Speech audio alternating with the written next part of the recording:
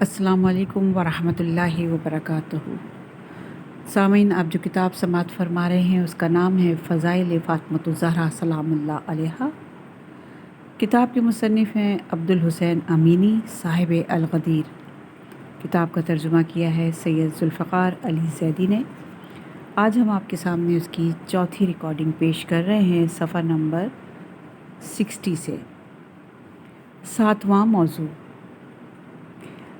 موضوع جناب فاطمۃ الزہرا سلام اللہ علیہا کا رسول اکرم صلی اللہ علیہ وآلہ وسلم کے مقام میں رکن میں مولا علی کے ساتھ مشترک ہونے میں ہے۔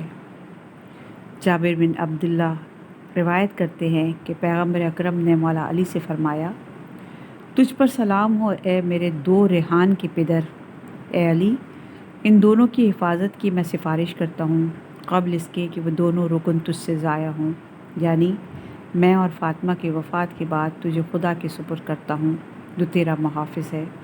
رسول اکرم صلی اللہ علیہ وآلہ وسلم کی وفات کے بعد امیر المومنین نے فرمایا، یہ تھا میرے ان دو ارکان میں سے ایک جس کے بارے میں رسول خدا صلی اللہ علیہ وسلم فرمایا کرتے تھے، اور ابھی ہی یہ رکن گر گیا، یعنی رحلت فرما گئے۔ جب جناب فاطمۃ الزہرا سلام اللہ علیہا نے دنیا سے اپنی آنکھیں بند کر لیں تو فرمایا، یہ تھا وہی دوسرا رکن جو بقول رسول اکرم صلی اللہ علیہ وآلہ وسلم آج ہمارے ہاتھ سے نکل گیا۔ اس حدیث کو کچھ علماء نے شرح کے ساتھ نقل کیا ہے۔ حافظ ابو نعیم نے حیلۃ الاولیاء میں، حافظ ابن عسکر نے تاریخ شام میں، حافظ محب الدین طبری نے ریاض اور ذخائر میں، امام احمد حنبل نے امام حنابلہ، حافظ شافعی نے کفایہ میں، ابو المظفر نے سبط ابن الجوزی نے تذکرے میں، حافظ سیوطی نے جامع کبیر میں، اور دوسرے دانشوروں اور محققین کی ایک جماعت نے بھی لکھا ہے۔ یہاں پر لازم ہے کہ مولا علی کی نسبت رکن سے مراد کیا ہے، اس کی تحقیق کریں، اور اس کی تحقیق بھی کریں کہ معنوی مرتبہ جو کہ بہت بلند و بالا عظیم ہے کیا ہے۔ یہاں پر یہ بات تو مسلم ہے کہ جو معنی رسول اکرم صلی اللہ علیہ وآلہ وسلم کی شان میں متصور ہیں بعینہ اسی ترتیب سے بی بی فاطمہ الزہرا کی شان میں بھی وارد ہوئے ہیں۔ دوسرے الفاظ میں بی بی فاطمہ مقام رکنیت میں حضور اکرم صلی اللہ علیہ وآلہ وسلم کے برابر اور اس منقبت میں رسول خدا کی شریک اور سہیم ہیں۔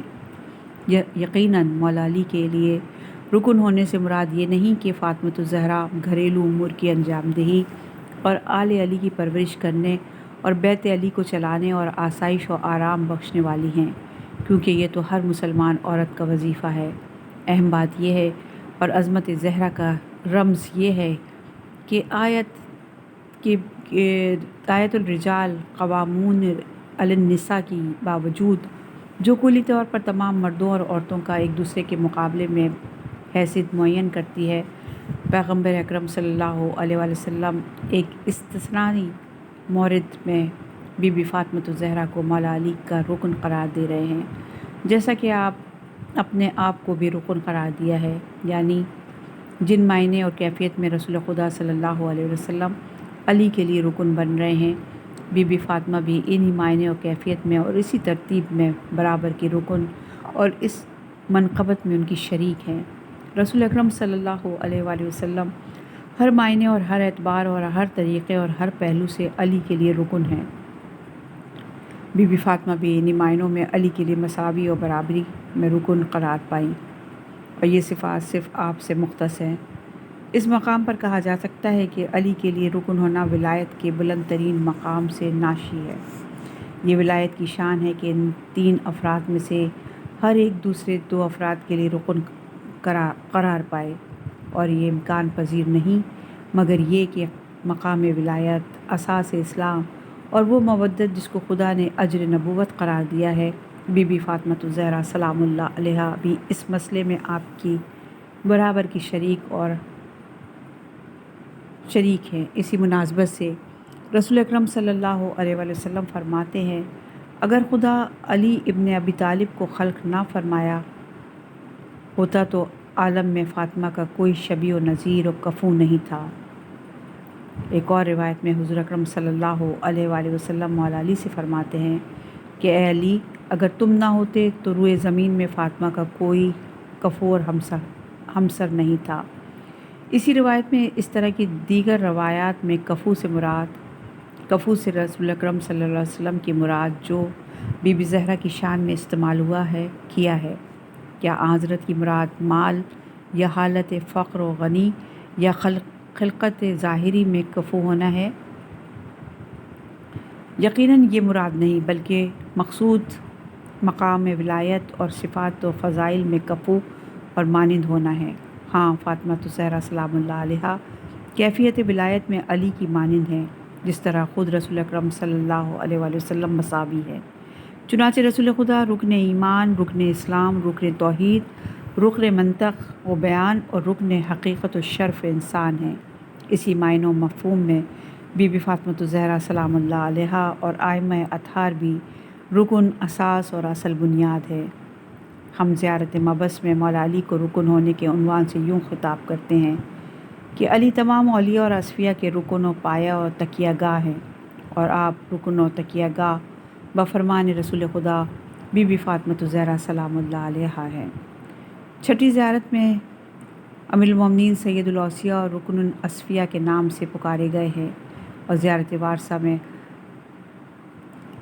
اب عبداللہ الحسین میں یوں سلام بھیجتے ہیں، اور زیارت اشہد انہ کا من دائم الدین و ارکان المومنین، اور زیارت عید الفطر اور قربان میں بھی اشہد انہ کا من دائم الدین و ارکان المسلمین و مقل المومنین، اور زیارت اربعین حسین میں اشہد انہ کا من دائم الدین و ارکان المسلمین و مقل المومنین، اور زیارت جامع قریبہ میں بھی اسی طریقے سے ان پر سلام بھیجا گیا ہے۔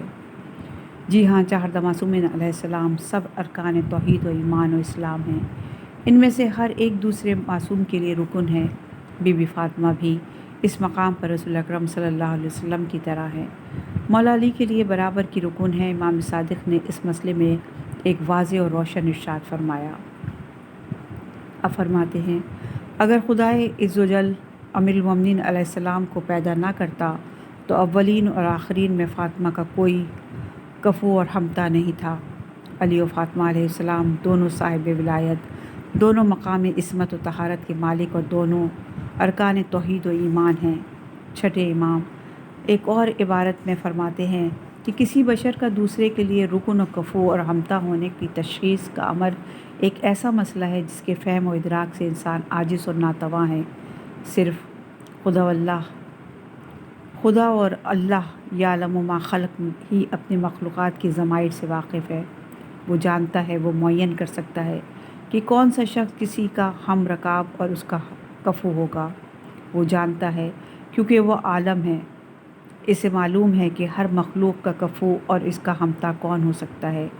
اسی لیے فاطمہ الزہرا سلام اللہ علیہا کے لیے مولا علی کا کفو منتخب کرنا انتخاب الہی ہے۔ پروردگار عالم ہی جناب فاطمہ الزہرا سلام اللہ علیہا کے لیے ایک ایسا شوہر جو آپ کا کفو اور ساتھی ہو انتخاب کرتا ہے، اور آسمان پر ہی خطبہ عقد پڑھتا ہے، اور اس مقدس عقد کے گواہ پیغمبر اکرم، جبرائیل اور فرشتے ہیں۔ ایسا ہونا بھی چاہیے تھا، کیونکہ خدا کے سوا کون جانتا ہے کہ کون سا شخص بی بی فاطمہ الزہرا سلام اللہ علیہا کا کفو و شریک حیات ہو سکتا ہے۔ اور زہرا جس کا علی کے علاوہ کوئی اور کفو اور ہمتا نہیں تھا، مقام و معرفت فاطمہ الزہرا سلام اللہ علیہا سے ناواقف ہم دیکھتے ہیں کہ جاہل اور نادان بی بی فاطمہ زہرا سلام اللہ علیہا کے ساتھ ازواج کے خواہ ہوئے تھے، اور رسول اکرم صلی اللہ علیہ وآلہ وسلم ان کو جواب میں یوں ارشاد فرماتے تھے کہ فاطمہ خدا کی کنیز ہے، مجھے اس مسئلے میں کچھ بھی اختیار نہیں۔ صرف خدا جو خالق زہرا ہے وہی جانتا ہے کہ اس کے لیے مناسب زوج اور کفو کون ہے۔ اگرچہ میں اور میری بیٹی دونوں مقام ولایت کے مالک ہیں، لیکن خدا ہم دونوں پر ولایت رکھتا ہے، اور فاطمہ کے ہمسر کا انتخاب اور اس کی تعین ایک خدائی امر ہے۔ 8واں موضوع، بی بی فاطمۃ الزہرا کا تمام حالات میں مسجد نبی میں داخل ہونا اور توقف کرنا کہ میں اپنے بابا، شوہر، اپنے فرزندوں کے ساتھ مشترک ہونا، مسجد نبی کو دوسری مساجد کی نسبت ایک خاص امتیاز حاصل ہے، ان معنی میں کہ منجب شخص اور نفسا اور حائض عورتیں کسی بھی مسجد میں داخل ہو کر ٹھہرے بغیر وہاں سے گزر سکتی ہیں، مگر کسی کے لیے بھی جائز نہیں کہ جنابت یا حیض اور نفاس کی حالت میں مسجد نبوی عبور کرے۔ یہ حکم مسجد نبوی اور مسجد الحرام سے مخصوص ہے، لیکن اس حکم سے مولا علی، جناب فاطمہ اور حسنین علیہ السلام مستثنیٰ ہیں۔ وہ ہر حال میں مسجد نبوی نہ صرف عبور کر سکتے ہیں بلکہ وہاں ازواج یا حالت جنابت میں توقف بھی کر سکتے ہیں، یہاں تک کہ اپنی اولاد کو اس مقدس اور مطہر مکان میں جنم دے سکتے ہیں۔ یہ امتیاز بہت اہم اور غیر معمولی غور و فکر کا مسئلہ ہے۔ حافظ سیوطی اور حافظ نسائی ابن عباس سے روایت کرتے ہیں کہ رسول خدا صلی اللہ علیہ وآلہ وسلم نے امیر المومنین سے فرمایا، موسیٰ نے بارگاہ پروردگار میں دعا کی کہ اپنی مسجد کو ہارون اور آپ کی ذریت کے لیے پاک و مطہر قرار دے، اور میں نے بھی تم اور تمہاری اولاد کے لیے یہی دعا کی ہے۔ اسی مضمون کی ایک اور روایت مولا علی سے منقول ہے کہ آپ نے فرمایا، ایک دن رسول اکرم صلی اللہ علیہ وآلہ وسلم نے میرا ہاتھ پکڑا اور فرمایا، حضرت موسیٰ نے اپنے پروردگار سے سوال کیا کہ وہ اپنی مسجد کو ہارون اور اس کی ذریت کے لیے پاک قرار دے، اور میں نے خدا سے سوال کیا کہ میرے بعد مسجد کو تیرے اور تیری ذریت کے لیے پاک قرار دے۔ اس روایت کو حافظ بزاز، حافظ حسیمی، حافظ سیوطی اور حبلی نے اپنی کتاب سیرت الحبلیہ میں نقل کیا ہے۔ حافظ بہیقی سنن کبریٰ میں رسول اکرم سے یوں روایت کرتے ہیں کہ حضرت نے فرمایا، آگاہ رہو کہ بے شک حائض عورتوں اور منجب لوگوں پر میری مسجد میں داخل ہونا حرام ہے، لیکن میرے اور میرے خانوادے علی، فاطمہ، حسن و حسین پر حرام نہیں۔ اس روایت کو چند دیگر علماء نے بھی نقل کیا ہے۔ بخاری اپنی تاریخ کبیر میں بی بی عائشہ سے روایت کرتے ہیں کہ پیغمبر اکرم صلی اللہ علیہ وآلہ وسلم نے فرمایا، میری اس مسجد یعنی مسجد نبوی میں داخل ہونا منجب اور حائض افراد کے لیے حلال نہیں، مگر رسول خدا، علی، فاطمہ اور حسن و حسین کے لیے جائز ہے۔ ایک اور روایت میں جو سابقہ احادیث سے جامع تر ہے اور اسے حافظ بہیقی نے بیان کیا ہے کہ حضور اکرم صلی اللہ علیہ وآلہ وسلم نے فرمایا، اے لوگو، آگاہ ہو جاؤ کہ اس مسجد میں حالب جنوب میں کسی کو داخل ہونے کی اجازت نہیں، مگر رسول خدا، علی، فاطمہ، حسن حسین کو اجازت ہے۔ توجہ کرو کہ میں نے ان میں سے ہر ایک کے نام بتا دیے تاکہ میرے بعد اشتباہ اور گمراہی میں نہ پڑو۔ یہاں قابل توجہ اور اہم بات یہ ہے کہ پیغمبر اکرم صلی اللہ علیہ وآلہ وسلم ان پنجتن کے نام واضح طور پر بیان فرما کر معین کرانے کا مقصد یہ ہے کہ آپ چاہتے ہیں کہ تمام لوگوں پر روشن ہو کہ اس مقام پر آل محمد سے مقصود کون سی ہستیاں ہیں، تاکہ آیت تطہیر کی شان نزول کی طرح بعض مغرض افراد، چنانچہ علماء اہل سنت کی ایک جماعت نے کہا ہے، یہ نہ کہہ سکیں کہ آل محمد سے مراد رسول کی ازواج ہیں، یا آل سے مراد ہر وہ فرد ہے جو ان کے گھر میں مشترک زندگی گزار رہا ہو۔ اس نامناسب منطق اور استدلال کے ذریعے وہ چاہتے ہیں کہ اپنے ملحوظ نظر افراد کے لیے اپنی جانب سے کوئی منقبت تراش لیں اور آل محمد کے مسلم فضائل کو نظر انداز کر دیں۔ اے لوگو، خوب توجہ کرو کہ صرف وہی اشخاص جن کا میں نے نام لیا ہے اس فضیلت میں شامل ہیں۔ اس مورد میں دونوں فریق، شیعہ و سنی، ایک ہی رائے پر اتفاق رکھتے ہیں۔ اہل سنت علماء کا ایک گروہ اس تصدیق کے ضمن میں مسجد نبوی کے حکم سے صرف یہی پنجتن مستثنیٰ ہوئے ہیں۔ کہتے ہیں کہ چونکہ علی کے گھر کا دروازہ مسجد نبوی کی طرف ہی کھلتا تھا، اس بنا پر علی کو ہر حالت میں مسجد عبور کرنے کی اجازت تھی۔ اس مسئلے کا جواب یہ ہے کہ اولاً یہ کہ مسجد سے عبور کرنے کے حق کو جائز سمجھتے ہیں، اور وہ بھی مسجد نبوی کے لیے نہیں، اور نہ یہ کہ وہاں پر رکنا جنابت اور حائض ہونے کو۔ ثانیاً علی کے دروازے کی طرح کچھ اشخاص کے گھروں کے دروازے بھی مسجد کی طرف کھلتے تھے، لہٰذا مذکورہ اگر استدلال درست ہو تو ان اصحاب کو بھی مسجد سے گزرنے کا حق جواز ہونا چاہیے تھا، لیکن ہم دیکھ رہے ہیں کہ رسول خدا صلی اللہ علیہ وآلہ وسلم نے حکم فرمایا کہ وہ تمام دروازے جو مسجد کی طرف کھلتے ہیں بند ہونے چاہیے، اور گھروں میں داخل ہونا یا گھر سے نکل جانے کا مقام مسجد کے احاطے سے باہر ہونا چاہیے، سوائے علی اور اولاد علی کے۔ اس فرمان الہی کے ابلاغ کے بعد ایک شور و غول ہونے لگا۔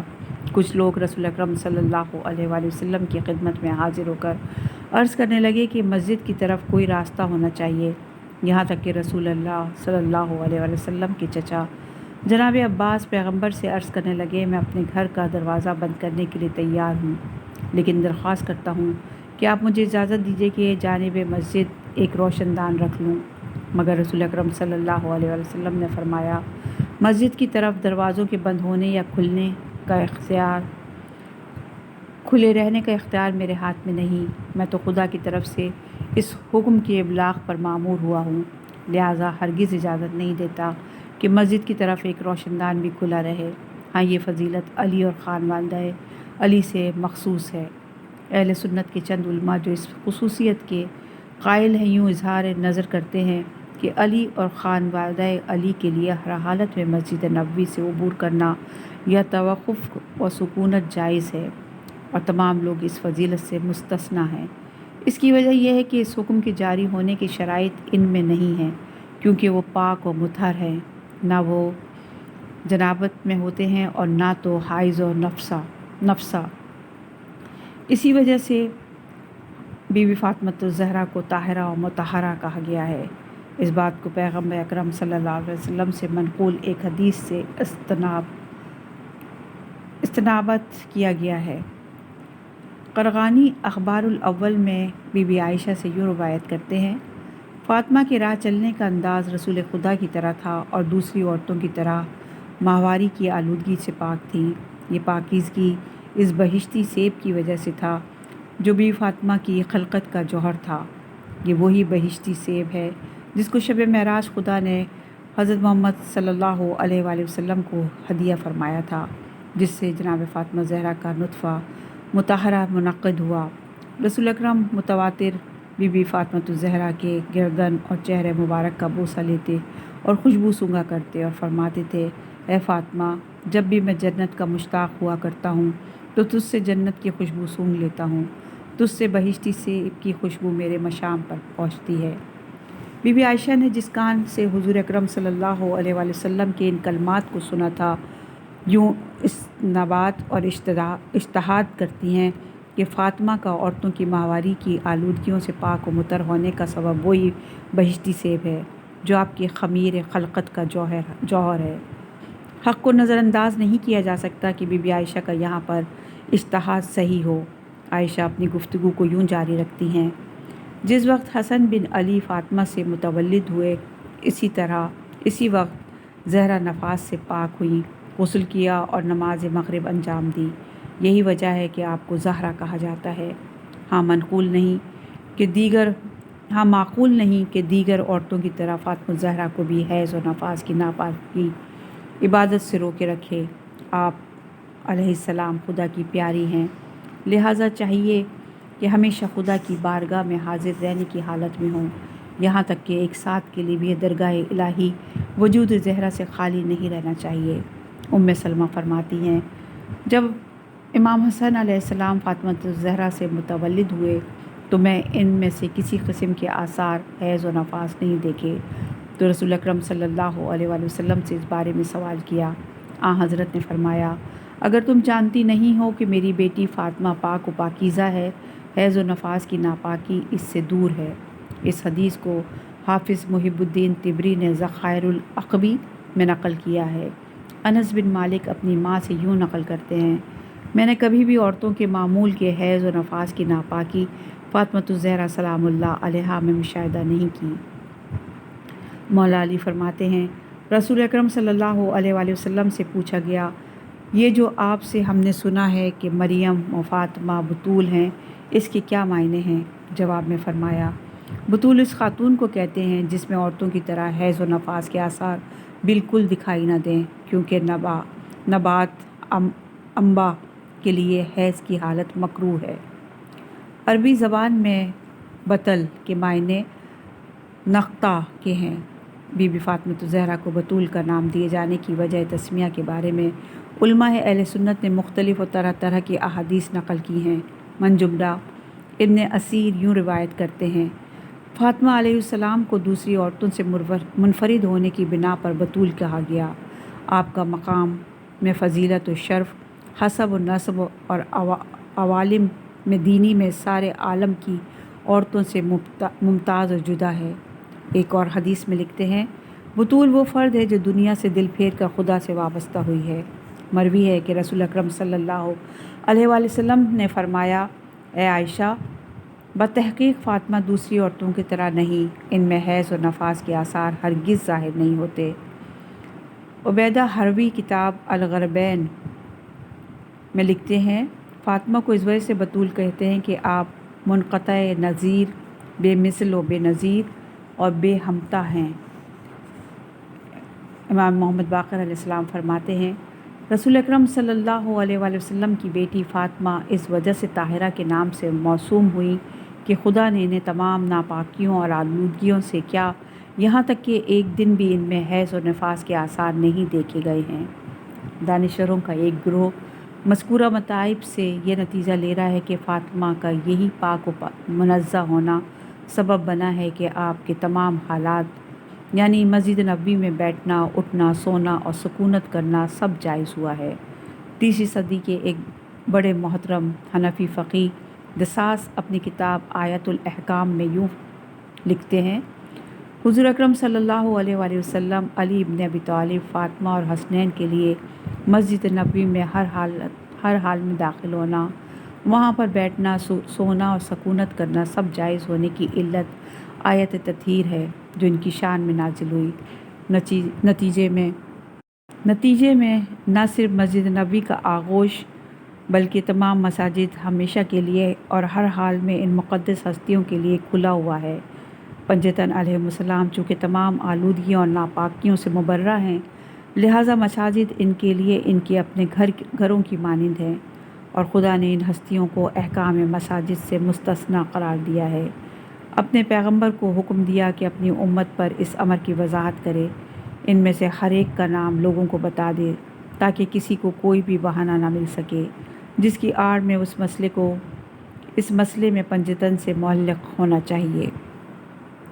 نواں موضوع، بی بی فاطمہ الزہرا محدث، فرشتوں کا کلام سننا ہونے میں مولا علی علیہ السلام اور اپنے 11 معصوم فرزندوں کے ساتھ شریک ہیں۔ الہی مناصب 3 قسم کے ہیں، نبوت، رسالت اور امامت۔ محدث ہونا ان تینوں مناصب کی صفات میں سے ایک ہے۔ تمام شیعہ و سنی علماء اس امر کے قائل اور اس منصب کے باقی رہنے پر عقیدہ رکھتے ہیں۔ رسول اکرم صلی اللہ علیہ وآلہ وسلم کے بعد لازماً ایک محدث سے الہام حاصل کرنے والا اور فرشتوں کی باتوں کو سننے والا انسان موجود ہونا چاہیے۔ ایسا انسان جس کی تمام گفتار و کردار فرمائین الہی کے مطابق اور خدا کی تصدیق اور تصویب شدہ ہو۔ ایسے فرد سے ہم کلام اور ہم راز ہونے والا وہ فرشتہ ہے جو خدا کی جانب سے عطا ہونے والے فیض کا واسطہ بن رہا ہے، اور محدث شخص جو بدستور اس کو مل جاتا ہے کمال فرمانبرداری سے اس پر عمل کرتا ہے۔ ہم شیعوں کا عقیدہ یہ ہے کہ تمام ائمہ اطہار علیہم السلام محدث ہیں۔ علماء تسنن بھی اس کے قائل ہیں کہ رسول اکرم صلی اللہ علیہ وآلہ وسلم کے بعد ایک محدث بشر ہونا چاہیے کہ تمام فرشتے ان سے کلام کریں، خدا کی جانب سے اس کو حق و باطل کی راہوں سے آگاہ کریں۔ فرق یہ ہے کہ علماء تسنن کہتے ہیں کہ وہ شخص جو رسول اکرم صلی اللہ علیہ وآلہ وسلم کے بعد فرشتوں سے ہم کلام ہوگا، اس کو خود رسول اکرم معین فرما چکے ہیں اور وہ عمر ہیں، لیکن شیعوں کا عقیدہ ہے کہ رسول اکرم صلی اللہ علیہ وآلہ وسلم کے بعد محدث مولا علی علیہ السلام ہیں۔ اس مقام پر اہل تسنن کی کتابوں سے چند روایات بیان کریں گے جن میں کلمہ محدث کی طرف اشارہ کیا گیا ہے۔